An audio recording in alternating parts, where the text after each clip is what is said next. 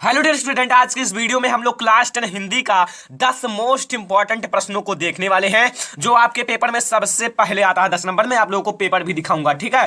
तो दोस्तों, ये क्लास 10 हिंदी बोर्ड एग्जाम के लिए बहुत ही ज्यादा महत्वपूर्ण है, तो वीडियो को लास्ट तक देखना क्योंकि बहुत ही ज्यादा महत्वपूर्ण टॉपिक पर बात करने वाले हैं।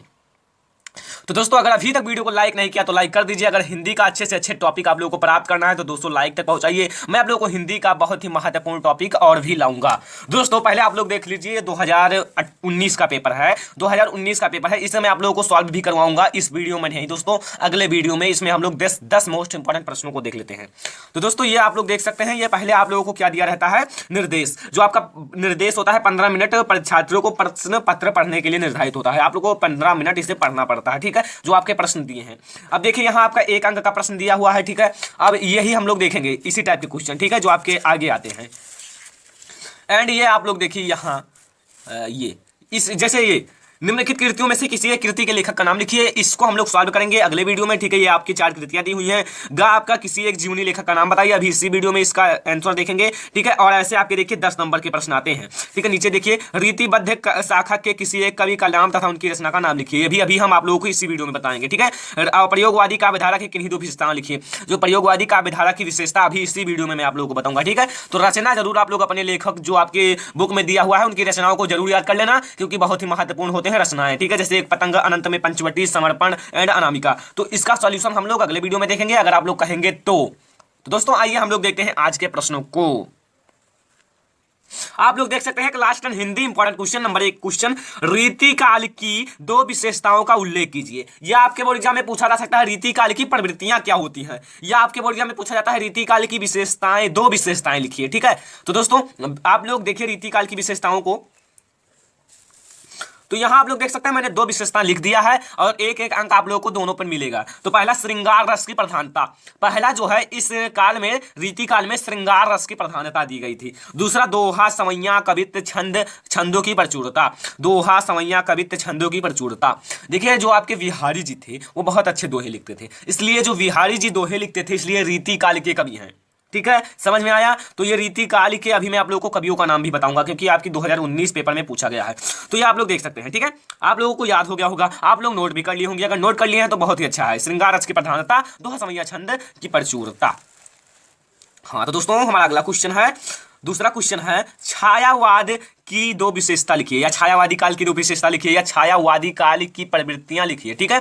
तो ऐसे क्वेश्चन आपके बोर्ड एग्जाम में पूछा जाएगा, तो आप लोग ध्यान से लिखिएगा। नंबर 1, प्रेम सौंदर्य का चित्रण। इस काल में, छायावादी काल में प्रेम सौंदर्य का चित्रण किया गया था, ठीक है, प्रेम सौंदर्य का चित्रण। दूसरा, प्रकृति का मानवीयकरण, जो प्रकृति का मानवीयकरण किया गया था। और दोस्तों, इसके अभी मैं आप लोगों को आगे भी बताऊंगा छायावादी काल के कवि, जैसे आपके जयशंकर प्रसाद जी हैं छायावादी काल के। तो आई होप कि आप लोगों को रीति काल की 2 विशेषता, छायावादी काल की 2 विशेषता याद हो गया होगा। ये जरूर लिखना कि हाँ, रीति काल की विशेषताएं निम्नलिखित है। अगर प्रवृत्तियां पूछा जाए तो आप लोगों को लिखना है रीति काल की प्रवृत्तियां निम्नलिखित है। अगर छायावादी पूछता है तो छायावाद की प्रवृत्तियां निम्नलिखित है, क्योंकि 2 ही नहीं है, कई सारे हैं, ठीक है। अगर आप लोग चाहे जो याद कर लीजिए, आपके विद्या अवतार, मास्टरमाइंड सब में दिया होगा, ठीक है। तो दोस्तों, हाँ, तो दोस्तों अगला क्वेश्चन आता है, प्रयोगवादी। अभी जो मैंने क्वेश्चन देखा था आपके 2019 में, ठीक है, 2 नंबर का। प्रयोगवादी कविता की प्रमुख प्रवृत्तियां लिखिए। प्रवृत्ति या आपका जो आता है विशेषता, या प्रवृत्तियां या विशेषताएं सब एक ही होते हैं। या आप लोगों से ये भी प्रश्न पूछा जा सकता है, प्रयोगवादी कविता की प्रमुख विशेषताएं लिखिए, या प्रयोगवादी कविता की प्रमुख प्रवृत्तियां लिखिए। नंबर 1, प्रवृत्ति, कुंठा और निराशा का स्वर। नंबर 1 जो आपका है, कुंठा एवं निराशा का स्वर। आई होप कि याद हो गया होगा, कुंठा एवं निराशा का स्वर। नंबर 2, नवीन बिंब एवं नवीन प्रतीकों का मोह। नए बिंब एवं नए प्रतीकों का मोह। नवीन बिंब एवं नवीन प्रतीकों का मोह, ठीक है।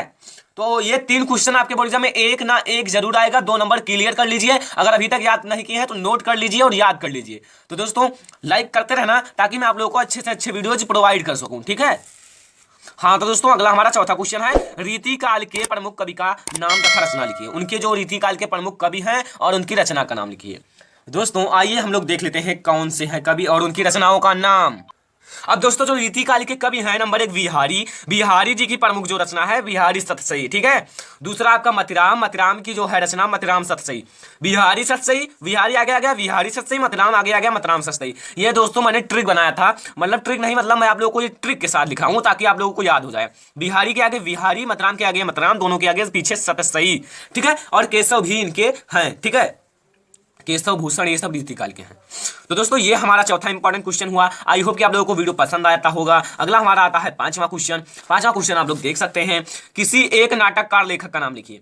किसी एक, कोई एक नाटककार लेखक का नाम लिखिए। तो दोस्तों किसी एक नाटककार का नाम है जयशंकर प्रसाद। जयशंकर प्रसाद जी की जो एक नाटक है प्रमुख स्कंदगुप्त, आजाद शत्रु भी इनके एक नाटक है, चंद्रगुप्त, स्कंदगुप्त, आजाद शत्रु, ये सब जयशंकर प्रसाद जी के नाटक हैं।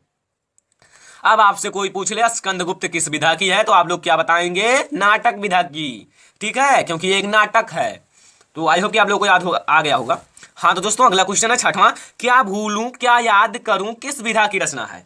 क्या भूलूं क्या याद करूं किस विधा की रचना है। तो क्या भूलूं क्या याद करूं आपका आत्मकथा विधा की रचना है। दोस्तों क्या भूलूं क्या याद करूं आपकी किस विधा की रचना है, आत्मकथा विधा की। इसके लेखक जो है दोस्तों मैंने नहीं लिखा है, मुझसे नहीं पूछा, विधा पूछा है, तो लेखक भी मैं आप लोगों को बता दूं, हरिवंश राय बच्चन, ठीक है, हरिवंश राय बच्चन। तो दोस्तों ये मैंने एक पेज में 1 से 6 तक मैंने आप लोगों को बता दिया। अभी मैं आप लोगों को 10 तक भी बताऊंगा, लेकिन इसे आप लोगों को मैं दिखा दूं, नोट कर लीजिए, ठीक है। जैसे आप लोग इसे नोट भी कर लीजिए, क्योंकि नोट करना बहुत ही ज़्यादा जरूरी है।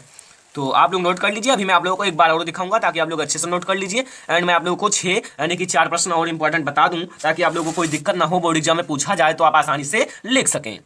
तो दोस्तों उन प्रश्नों को आप लोग ध्यान से लिखिए। दोस्तों हमारा अगला क्वेश्चन है, किसी एक जीवनी लेखक का नाम लिखिए। किसी एक जीवनी लेखक का नाम लिखिए। दोस्तों जीवनी लेखक जो है आपके विष्णु प्रभाकर, जीवनी लेखक जो है आपके विष्णु प्रभाकर। दोस्तों मैंने देखा एक क्वेश्चन आपके बोर्ड एग्जाम में आया हुआ है कई बार, आवारा मसीहा किस विधा की रचना है। आवारा मसीहा किस विधा की रचना है, जिसके लेखक विष्णु प्रभाकर जी हैं। तो आप लोगों को आवारा मसीहा बताना है जीवनी विधा की रचना है। किस विधा की, जीवनी विधा की, इतना याद रखना, ठीक है। आवारा मसीहा आपका जो है जीवनी विधा की रचना है। दूसरा, गोदान गबन निर्मला के लेखक का नाम बताइए। मैंने इसमें 3 रचना लिखा है, और जो कि आपके बोर्ड एग्जाम में पूछा भी जाता है। एक ही पूछा जाएगा, लेकिन मैंने आप लोगों को इसे 3 लिख दिया है ताकि आप लोग भूले ना। गोदान गबन निर्मला के लेखक का नाम बताना है। गोदान गबन निर्मला के लेखक, तो आप लोगों को क्या बताना है, प्रेमचंद्र शुक्ल। प्रेमचंद्र शुक्ल। अगर आप लोगों से कोई पूछे किसी एक उपन्यासकार लेखक का नाम बताइए, तो आप लोगों को लिखना है प्रेमचंद्र शुक्ल भी लिख सकते हैं, आपका सही है। प्रेमचंद्र शुक्ल उपन्यासकार लेखक हैं, और ये भी गोदान गबन निर्मला ये भी इनकी सारी रचनाएं हैं, ठीक है। आप लोग याद कर लीजिए, बहुत ही ज्यादा महत्वपूर्ण है ये सभी क्वेश्चन। हाँ तो दोस्तों हमारा अगला क्वेश्चन आता है, मेरी असफलताएं किसकी रचना है। मेरी असफलताएं जो है वो किसकी रचना है। तो दोस्तों जो मेरी असफलताएं रचना है वो गुलाब राय की रचना है। किसकी, गुलाब राय की। मेरी असफलताएं जो रचना है वो गुलाब राय की है, ठीक है, याद हो गया। अब आप लोग हमें कमेंट बॉक्स में बताना है आप लोगों को, जो आप लोगों का है चिंतामणि, चिंतामणि जो रचना है वो किसकी रचना है, ठीक है, कमेंट बॉक्स में बताना चिंतामणि रचना किसकी रचना है, ठीक है, इसके लेखक कौन है, ठीक है, चिंतामणि के लेखक कौन है। हमारा लास्ट क्वेश्चन आता है दोस्तों, जो कि बहुत ही ज्यादा महत्वपूर्ण है, छायावाद युग के लेखक का नाम बताइए। छायावादी युग के लेखक की प्रवृत्तियां पूछा जाता है, और छायावादी युग के लेखक का नाम पूछा जाता है, ठीक है। तो नंबर 1 आपका छायावादी युग के लेखक है जयशंकर प्रसाद। जयशंकर प्रसाद जी जो आपके हैं छायावादी युग के लेखक हैं। दूसरा, महादेवी वर्मा। महादेवी वर्मा भी आपके छायावादी युग के लेखक हैं। अब दोस्तों मैं आप लोगों को बता दूं, अगर आपसे कोई पूछे या आपके बोर्ड एग्जाम में पूछा जाए महादेवी वर्मा किस युग के लेखक हैं, तो आप लोगों को बताना है छायावादी युग के। गुलाब राय जो हैं उनकी एक रचना का नाम बताइए, तो आप लोगों को बताना है मेरी असफलताएं। प्रेमचंद्र की एक रचना का नाम बताइए, तो आप लोगों को बताना है क्या, गबन निर्मला लिख सकते हैं। दोस्तों मैंने आप लोगों को समझाने की बहुत ज़्यादा प्रैक्टिस की, आई होप कि आप लोगों को समझ में आ गया होगा। मैंने आप लोगों के लिए बहुत सारी मेहनत की है, और आप लोगों के लिए लगातार करता हूँ। तो दोस्तों अभी भी आप लोग हमारे चैनल पर नए आए हो तो सब्सक्राइब करके बेल आइकन को प्रेस कर दीजिए, ताकि मैं जो नए नए वीडियो भेजूँ आपके पास सबसे पहले पहुँचे। और वीडियो को लाइक जरूर करना, ठीक है, एक लाइक से मैं आप लोगों के लिए एक नया जो आपका क्वेश्चन है ढूंढता रहता हूँ, ठीक है। तो दोस्तों फिलहाल इस वीडियो में इतना ही, तब तक के लिए धन्यवाद। बोर्ड एग्जाम की तैयारी करते रहना, डरना नहीं है, ठीक है।